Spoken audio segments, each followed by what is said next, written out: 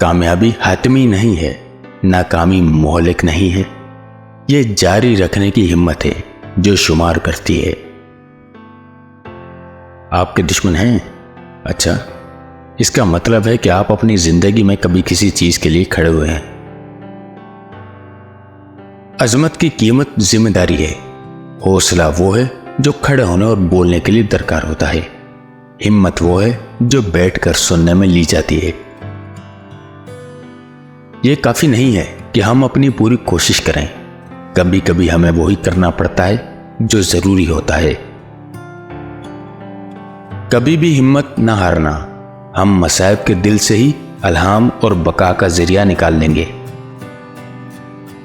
हर आदमी को हर रोज अपने आप से सवाल करना चाहिए कि क्या वो मनफी हल को भी आसानी से कबूल नहीं कर रहा है।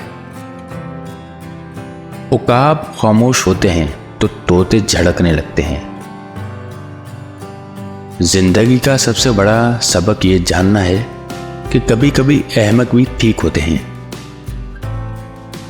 अगर आप भौंकने वाले हर कुत्ते को पत्थर मारने के लिए रुकते हैं तो आप सफर के इख्तिताम तक कभी नहीं पहुंच पाएंगे। रवैया एक छोटी सी चीज है जिससे बड़ा फर्क पड़ता है।